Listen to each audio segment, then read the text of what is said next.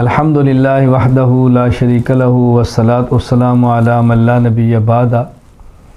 قربانی کے جانور عمدہ ہو، خوبصورت ہو، بہتر ہو، اچھا ہو، گوشت لذیذ ہو، جتنا اچھا ہوگا اتنا بہتر ہے۔ ہمارے یہاں بعض غلط فہمی ایسی ہیں کہ جانوروں کی قربانی میں بعض خوبیاں ہیں، لوگ اس کو عیب سمجھتے ہیں۔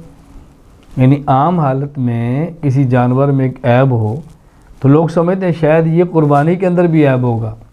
وہ کیا چیز ہے؟ جانور کا خصی ہونا۔ خصی جانور کی قربانی دینا جائز ہے، خصی جانور کی قربانی کرنا ثابت ہے۔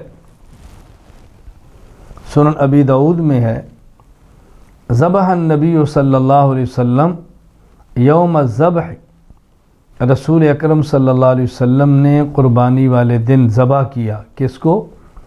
کبشین اقرنین املحین مجعین۔ اللہ اکبر۔ جانور جس کے دو سینگ ہیں، موٹا تازہ ہے اور خصی ہیں۔ تو رسول اکرم صلی اللہ علیہ وسلم خصی جانور کو ذبح فرما رہے ہیں، تو خصی جانور ذبح کرنا قربانی میں کیوں جائز نہیں ہوگا؟